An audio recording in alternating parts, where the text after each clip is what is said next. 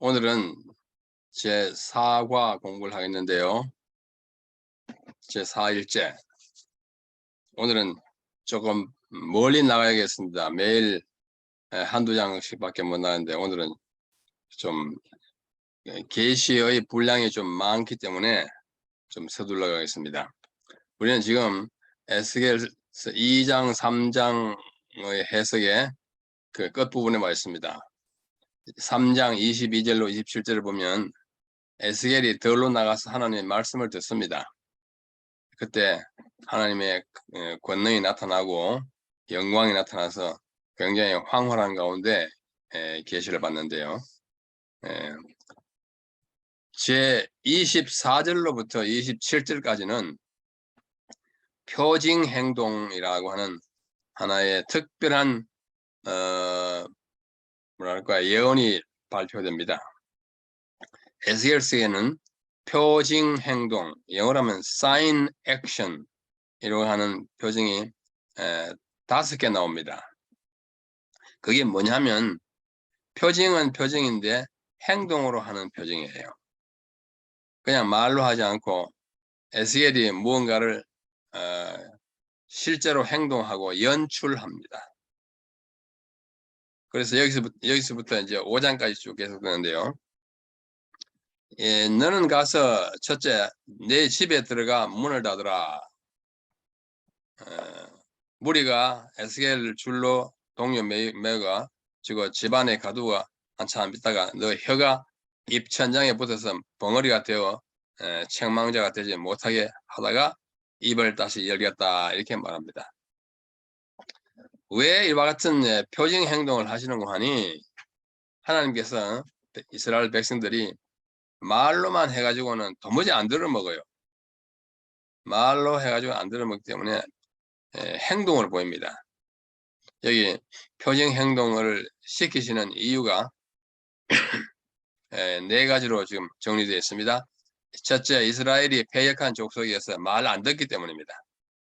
2번, 말만 해서는 들으려 하지 않기 때문이에요. 3번, 제1표징은 선지자 에스겔이 자신이 벙어리가 되었다가 다시 말을 하면 백성의 주의를 기울여 들을 것이기 때문에 첫째는 에스겔이 뭐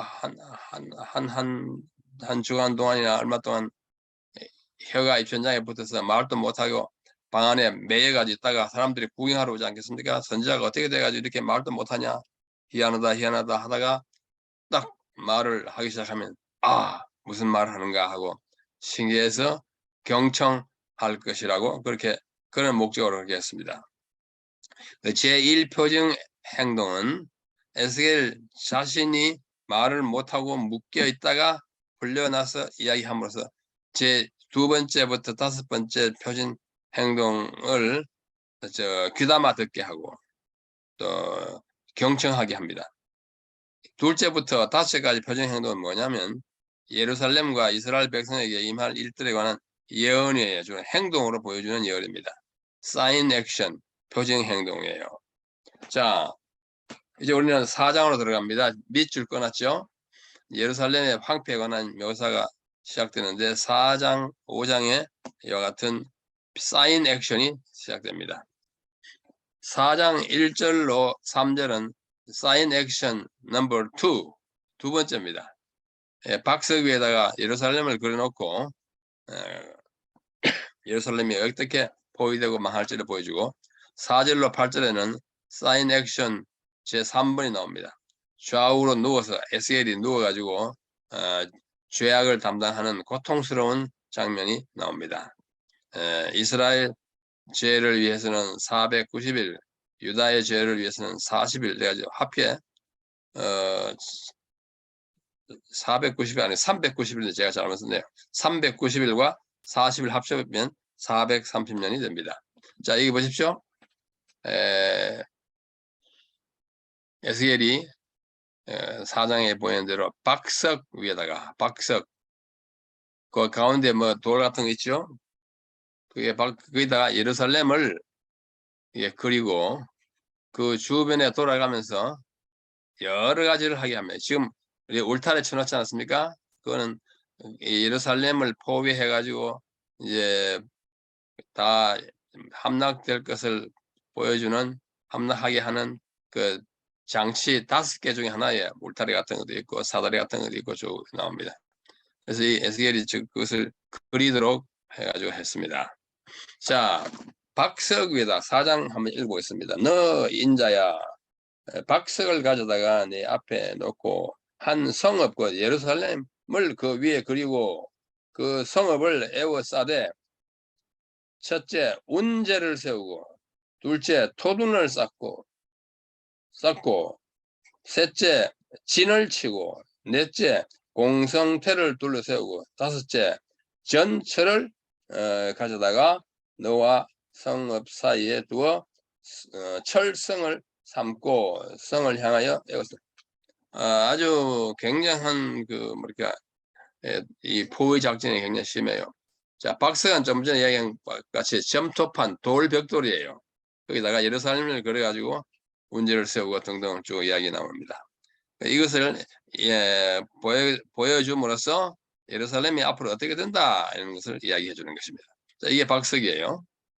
예루살렘 그려놓고 주변으로 돌아가면서 첫째는 운제를 세우라세요. 운제라고 하는 것은 한자로 구름 문자하고 사다리 제자입니다. 구름 사다리라는 말은 사다리를 높이 세워서 마치 구름에 닿는 것처럼 그렇게 높이지 않겠지만서도 성읍을 정복하기 위한 한 방법으로서 높이 세운 사다리를 운제라 그랬습니다. 운제. 우리가 보통 다리가 좀 이렇게 높으면 구름다리라고 이렇게 말하지 않습니까? 구름이 거기 있지 않지만 보통 다리보다 높다 그래요. 구름다리 이렇게 표현하듯이. 예. 구름 사다리를 쌓고 토둔을 쌓고 토둔은 흙더미를 단단하게 쌓아 올린 성 같은 것이에요.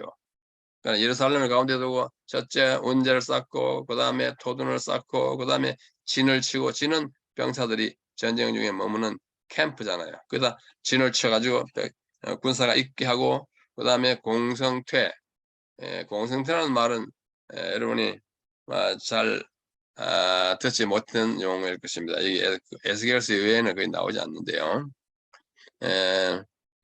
앞 머리가 마치 어린 양 또는 숫양처럼 생긴 이런 막대기를 크게 가지고 그것을 밀어서 성을 공격하는 큰 막대기 그런 뜻이에요. 읽어보면 일반적으로 숫양이 그 뿔로 받듯이 상대방의 성벽이나 성문을 무너뜨리기 위하여 사용하는 도구를 가리켰습니다. 이 영어로는 battering ram이라고 그래요. 램은 이제 숫양이고 배터링은 갖다 공격한다는 뜻입니다. 공격하는 양인데 좀 이따 그림 보여드릴게요. 그 다음에 마지막 5번째는 전철을 두어. 전이라는 것은 이게 뭘 전병할 때 전 이렇게 팬 같은 데다가 놓고 뭘 과자 같은 거 굽는 거 그런 거 가지고 전이라고 하지 않습니까? 그래 굽는 철 그러니까 그것을 음식이나 과자를 튀기거나 굽내서 사용한 것인데 이것을 갖다 설치해라. 그 말은 여기서 이제 대단한 공격이 시작될 것이다. 다 불에다 굽듯이 다 없애시게 할 것이다. 이런 뜻이에요. 자, 이게 공성태입니다. 왼쪽 그 머리에 숫양의 모습이 보이죠? 그래가지고 오른쪽 뒤로 당겼다가 밀어넣고 당겼다가 밀어넣고 그 옆에 있는 것은 그 끝이 뾰족한 것이고 이쪽이 양 머리는 조금 뭉뚱하지만도 아마 더 힘이 있을 거예요. 이렇게 성을 함락시키기 위해서 성벽을 꿰뚫는 수단으로 쓰인 것입니다. 저 위에 있는 사람들은 아주 초조하게 내려다보겠죠. 자, 이렇게 생긴 거예요. 왼쪽 그 끝에는 숫양의 머리가 달려 있습니다. 이게 공성퇴로서 성을 공격하는 모습이에요. 누군가 그림을 참 잘 그렸어요. 자, 이게 가장 돋보이는 공성퇴의 모습입니다. 저걸 갖다가 막 여러 사람들이 뒤를 잡아당겼다가 깡 이렇게 밀면 성이 뭐 한 10번, 20번 하면 성벽이 무너지죠. 이와 같은 공성태를 가서 놓아라 그랬어요. 자, 여기서는 이제 마사다라고 하는 그 성을 쳐들어가는 모습이에요. 이 공성태를 가지고 이제 올라가고 저 왼쪽 끝에는 공성태를 사용하기도 하는데 큰 데서는 사용하기 힘들지만, 자, 성을 공격하기 위해서 이런 5가지의 그 장치를 한다. 그 가운데는 뭐가 있냐면 예루살렘이 있어요. 예루살렘이 이제 망한다 이거예요. 이것이 이스라엘 족속에게 예조가 되리라. 예조란 말은 징조란 뜻입니다.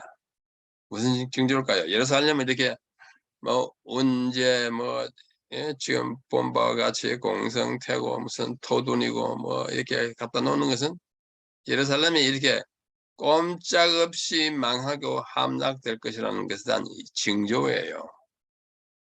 예루살렘이 파괴될 것에 대한 확실한 증표입니다. 하나님은 예언을 믿게 하시고자 표징 또는 징조를 주셔서 보증을 삼으십니다. 이 징조라는 말이 우리가 너무나 잘 아는 이사야 7장 14절에 있어요. 그러므로 주께서 친히 징조를 너희에게 주실 것이라. 보라, 처녀가 잉태하여 아들을 낳을 것이요 그 이름을 임마누엘이라 하리라. 징조는 정규적이고 규칙적인 것이 아니어야 합니다. 내일 아침에 해가 동쪽에서 뜰 것이다. 그 징조가 아니에요. 그렇죠? 또 여자가 결혼하여 1년이나 2년 후가 되면 아들을 낳을 것이다. 그건 징조가 아닙니다. 여상스럽게 일어날 수 있는 게 징조가 아니고 뜻밖의 비정규적인 것. 이것이 징조입니다. 그래서 에스겔이 이와 같은 것을 보여줌으로써 그 징조가 이루어지면 확실하게 하나님의 뜻이라는 것을 알게 하는 것입니다. 그 다음에 세 번째 사인 액션은 표징 행동은 좌우로 누워가지고 죄악을 담당하는 것입니다. 좌편으로 누워서 이스라엘 족속의 죄악을 담당하고 우편으로 누워서 유다 족속의 죄악을 담당하고 390일 그리고 40일 그러면서 그 유명한 에스겔 4장 6절의 말씀 나와요. 1년이 1일이 1년이니라. 그러니까 성경 예언에 있어서 하루는 1년을 대표합니다. 그 유명한 다니엘 8장 14절에 2300 주야는 하루잖아요. 2301일은 2300년을 가리키는 것입니다. 그래서 이스라엘을 위해서 390일 이렇게 모로 누워 있고 또 우편으로 유다 족속을 위해서 40일 모이는 것은 그만큼 390년과 40년을 가리키는 횟수라고 말할 수 있습니다. 자, 방위로 우리가 표시할 때 동서남북 좌편, 우편은 유대인들이 항상 말할 때 좌편, 우편만 할 때는 우리의 얼굴이, 우리의 몸이 동쪽을 향해 있을 때에 좌편, 우편이 확실해집니다. 내가 동쪽으로 바라보면서 좌편은 동서남북 중에 어느 방향일까요? 네, 동쪽을 보고 좌편 그러면 북쪽이잖아요. 북쪽. 네, 동쪽을 바라보면서 우편하면 남쪽이에요. 그렇죠? 그러니까 북쪽을 한 것은 북방 이스라엘을 가리켜요. 우편은 남쪽이니까 남방은 유다입니다. 그래서 유다를 위해서 우편을 놓고 이스라엘을 위해서 좌편을 놓으면서 그 방위가 아주 자연스럽고 확실한 것입니다. 자, 이 에스겔이 누워가지고 어떻게 해요? 390일 동안 저렇게 누워있는 겁니다. 사람들이 와서 막 물었겠죠? 여보시오, 당신 뭐하요? 왜 이렇게 종일 누워서 이러고 있어요? 에스겔이 뭐 말하겠죠? 하나님이 이렇게 하라고 했다. 너희들 내가 지금 당하는 고통처럼 이스라엘 백성의 고통을 당하고 또 남방 유다도 고통을 당한다는 것을 그 몸으로 체험한 것을 보여줍니다. 그들이 얼마나 담당해야 할 죄악이 많은지를 몸으로 보여줬어요. 그게 사인 액션입니다. 390일 다음에 또 40일 이렇게 하는 것입니다. 좌로 눕고 우로 눕고, 영어는 우로 누웠죠? 우편을. 자, 그래서 에스겔이 당하는 이 고난이 무슨 의미인가? 어떤 사람은 에스겔이 이렇게 한 것은 이스라엘과 유다의 당할 고통을 대신 주는 것이다 라고 말한 사람이 있고, 또 어떤 사람은 아니다, 대신이 아니라 대표로 고통을 당하는 것이다. 대신과 대표가 어떻게 다를까요? 대신은 자기는 당할 고난이 없는데 다른 사람이 당해야 할 고난을 내가 대신 하는 것이고, 대표는 뭐요? 고통을 당해야 할 사람 가운데 일부로서 자기도 거기에 포함되는 것을 말합니다. 사실 그게 뭐 큰 차이가 없지만서도 학자들에 따라서 조금 다른 주장을 하고 있습니다. 이것이 남방 유다와 북방 이스라엘 전체를 이스라엘이라고 볼 때에, 또 우리 모든 백성이라고 볼 때에 예수님께서 당하실 고난을 예수님은 대신 당했다고 봐야겠죠. 대신. 예수님은 당해야 할 죄가 없습니다. 자, 근데 이 430년 이스라엘과 관련된 390년과 유다와 관련된 40년 합하면 430년인데, 이것이 언제부터 언제까지 390년이고 40년이냐는 데 대해서는 확실한 정설이 없습니다. 요행이 이것을 합치면 430년이잖아요. 430년은 구약이 어디에 나오느냐 하면 출애굽기 12장 40절에 보면, 출애굽기 12장 40절에 보면은 이스라엘 백성이 애굽에서 고난을 당한 지, 거기에 들어간 지 430년 만에 나왔다 그럽니다. 출애굽이죠. 그래서 앞으로 이스라엘과 유다가 앞으로 고난을 당하고 또다시 애굽과 같은 포로 생활을 할 것이라는 데 대한 예언이라고 보이는데, 앞으로 이제 지금 에스겔이 지금 포로로 잡혀와 있잖아요. 바벨론에. 그래서 그때처럼 또 바벨론에서 포로 생활을 할 것이다. 뭐 연수는 같은 연수가 아닐지라도 애굽의 고난을 나타내는 그런 숫자이다. 상징적인 의미로 보인다. 뭐요, 북방 이스라엘이 어떻고 남방 유다가 어떻고 설이 많아요. 제가 빨간 글자로 모인 것처럼 분분한 해석이 분분합니다. 저도 이 여러 해석 중에 어느 것이 딱 맞다고 선택하기 힘들 만큼 딱 맞는 숫자가 없어요.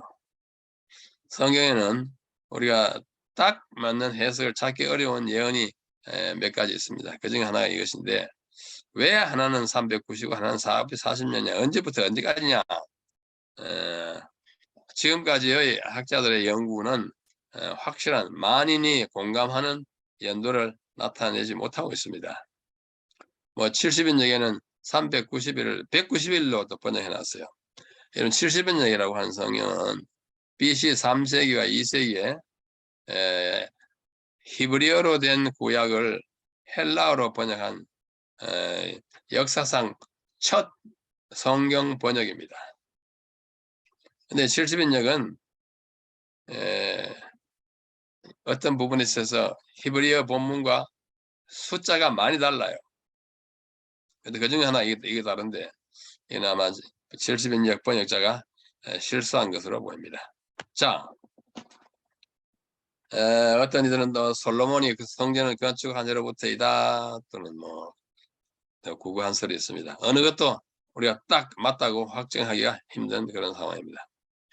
이상과 같이 상이한 제안들이 있으나 모두가 명쾌하지는 않고 각각 장단점과 문제를 가지고 있다. 그러므로 아직까지는 이 횟수들 390년과 40년에 관한 명쾌한 설명이 나오지 않고 있습니다. 그러나 장차 언젠가는 이런 문제도 해결될 날이 올 것입니다. 그 다음 4장 7절로 8절에 이제 말했죠. 예루살렘 향하여 발을 해라. 예루살렘 향하는 말은 예루살렘을 이제 대상으로 이 예언을 하라는 것입니다. 행동으로 하는 예언이에요. 내가 줄로 너를 동일이니 속박된 상태가 오는 것입니다. 애워싸는 날이 맞도록 도성이 함락될 때까지. 자, 이것이 지금까지 세 개를 봤어요. 제1표정 행동은 에스겔이 집에 들어가서 문을 닫고 벙어리가 된 것이고, 둘째 표정은 예루살렘을 그려놓고 그 주변에 뺑뺑 돌아가면서 여러 가지, 예? 토둔, 뭐 운제, 뭐 공성태, 뭐 철, 예? 전철 이게 다 했잖아요. 예루살렘이 포위당해서 망할 거다, 그죠? 예루살렘이 함락된 것을 제3표정은 방금 본 것이 좌우로 누워서 죄악을 담당한 것이고, 자, 이제 제4표정 행동과 제5표정 행동을 오늘 다 하고 마치겠습니다. 제4표정 행동은 4장 9절로 17절에 있는데 6가지의 잡곡으로 떡을 만들어 인분, 쇠똥, 인분은 사람의 똥이잖아요. 불에 구워서 먹게 합니다. 제5 마지막 표정은 칼로 털을 깎아서 몸에 남는 털 깎아서 그걸 3분의 1씩 처분하는 거예요. 자, 제4 표정 행동입니다. 너는 밀과 보리와 콩과 팥과 조와 귀리를 가져다가 한 그릇에 담고 떡을 만들어 내 모로 눕는 날수 곧 390일 동안에 먹어라. 여러분, 우리는 지금 뭐 음식을 골라 먹는 시대이고 좋은 시대지만 옛날에는 그저 있는 대로 먹어야 했습니다. 여기 6가지 곡식이 나오는데요. 밀은 일반적으로 부유층이 먹던 것입니다. 보리는 주로 가난한 사람이 먹었어요.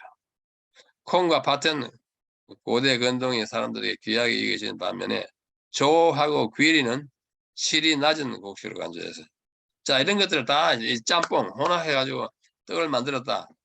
엄청 맛있겠죠.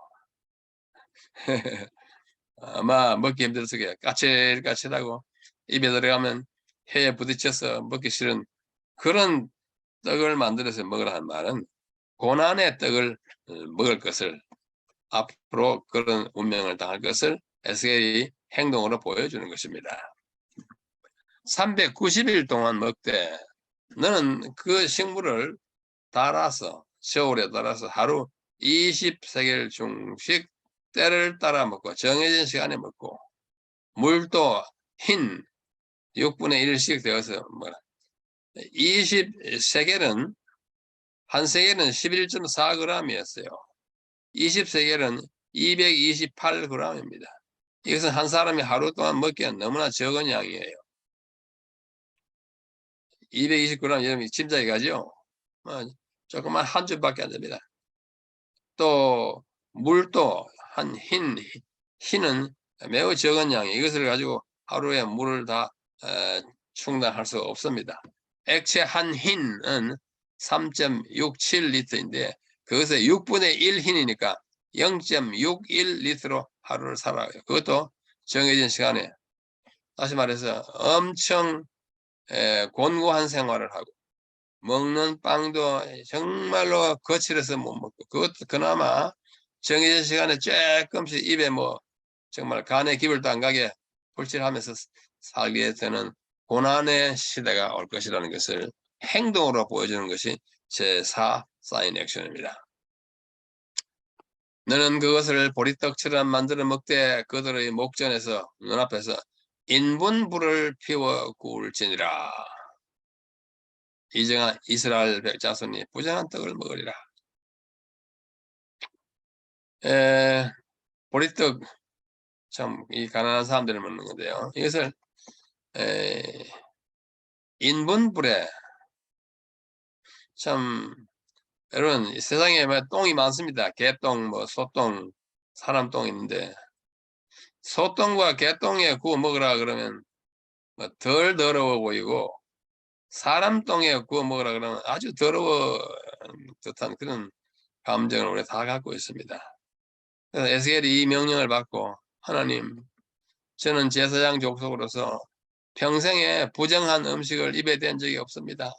어떻게 저들은 인분불에 이 빵을 구워서 먹으라 합니까? 그 성경에 보면은 그렇게 제사장 족속들은 이스라엘 백성 전체가 그렇게 더러운 음식을 뭐 만든다고 그랬어요. 이 밑에 불이 그래 하나님 뭐라 그랬습니까? 그래 네 말이 맞다. 그 인분 대신에 소똥을 가지고 햇똥을 가지고 해라 가지고 있어. 소똥 불에 지금 빵 구워 먹는 에스겔이에요. 참 이건 왜 보여주느냐? 앞으로 아주 가난한 때가 오고 아주 정말 살기 힘든데 그나마 부정한 음식도 먹기를 강요당할 때가 올 거다는 걸 보여주는 거예요. 행동으로 보여줘. 행동이. 응? 에스겔이 말합니다. 오라 주 여호와여 나는 영혼을 더럽힌 일이 없어. 여호와께서 내게 이르시되 그러면 쇠똥으로 인분을 대신해서 하라. 그래가지고 쇠똥은 인분보다는 덜 더럽다고 생각하는 그때나 지금이나 마찬가지예요. 그래서 할 수 없이 그걸 구워가지고 사람들 보는 앞에서 먹었습니다.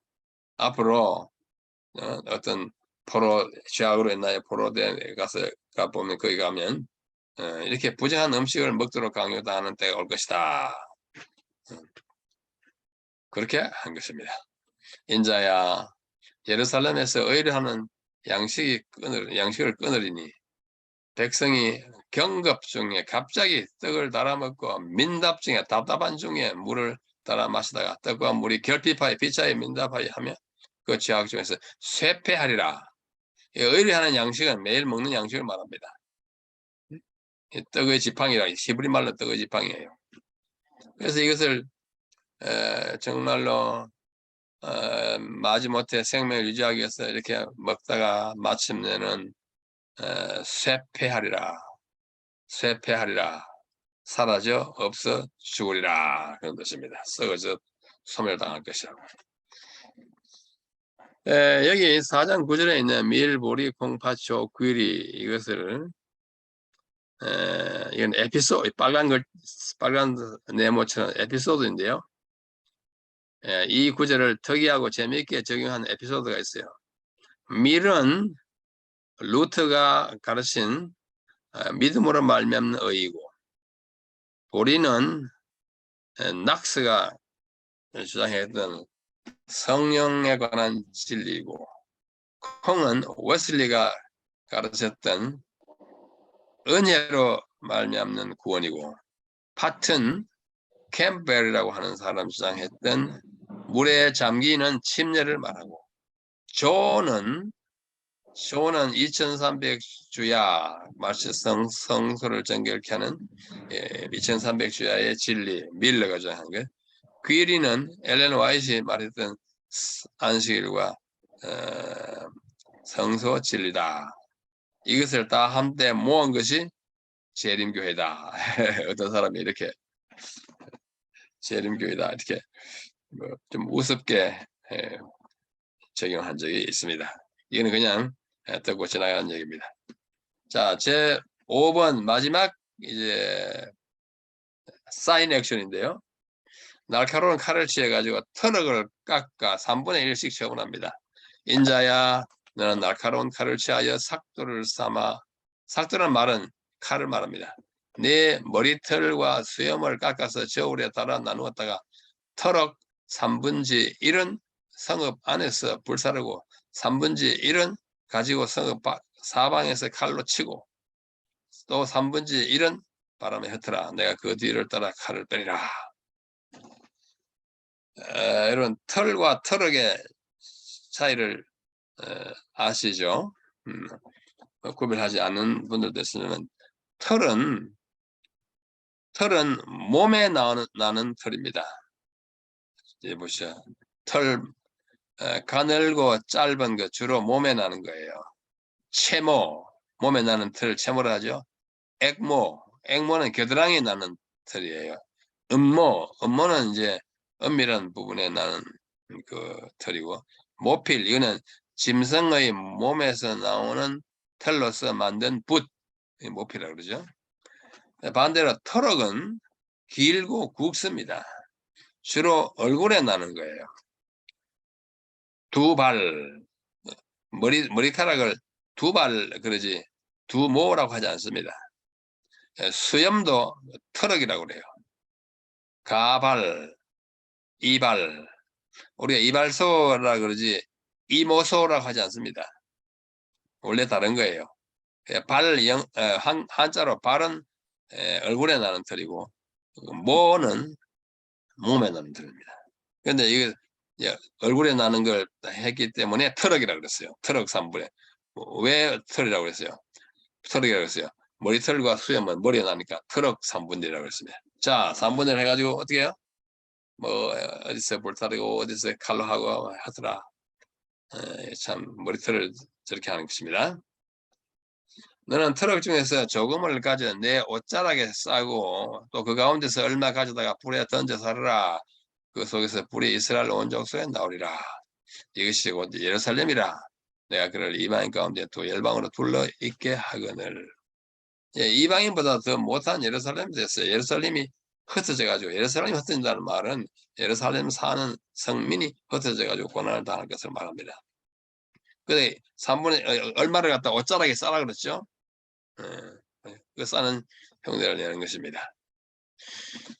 그래서 3분의 1씩 처분합니다. 3분의 1씩 처분한다는 말은 3분의 1은 온역으로 죽으며 그 다음에 3분의 1은 너희 사방에 칼에 엎드러지고 3분의 1은 내가 사방에 있고 또 그 뒤를 따라 칼을 뽑겠다. 다시 말해서 뭐 성 안에서 병으로 죽는 사람, 그 다음에 공격을 받아서 칼에 죽는 사람, 그 다음에 나머지는 온 사방에 흩어져 예루살렘이 풍비박산이 되는 것입니다. 풍비박산이 되는 거예요. 이렇게 깡그리 망할 것이라는 것을 말해주고 있어요. 이와 같이 내가 노를 다한 적 그들에게 향한 분이 풀리고 내 마음이 시원하리라. 이 분이 그들에게 다한 적 나 여호와 열심으로 말한 줄을 그들이 알리라. 이렇게 하면 너희들이 내 마음을 얼마나 상하게 했는지 그 노가 이제 풀리겠다. 얼른 보면 정말 하나님도 우리를 참 심판하심으로써 쾌감을 느끼는구나 이렇게 생각하는데 그렇게 생각하면 안 됩니다. 이스라엘 백성의 죄악으로 인한 하나님의 분노와 이런 분과 질투 같은 마음은 우리가 그렇게 느끼는 감정을 하나님도 느끼실 수 있을 뿐만 아니라 하나님은 우리와 감정이 다르지만도 우리가 잘 이해할 수 있게 하기 위해서 얼마나 뭐랄까요 마음이 안타깝고 정말 분한지를 인간의 심정과 인간의 언어로 표현하다 보니 이렇게 된 거예요. 이걸 가지고 신인 동형 동성스라고 합니다. 성경에는 하나님도 사람과 똑같이 느끼고 똑같이 생기시고 똑같이 행동하신다. 왜야?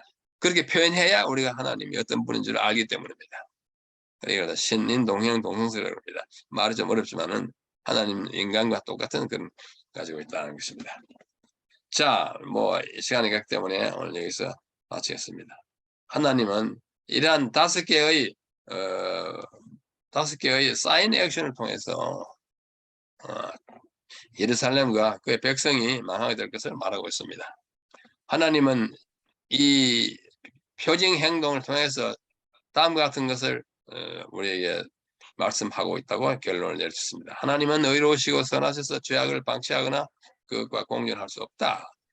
하나님의 백성은 성결해야 하고 오직 하나님만 섬기고 그분에게 순종하며 살아야 한다.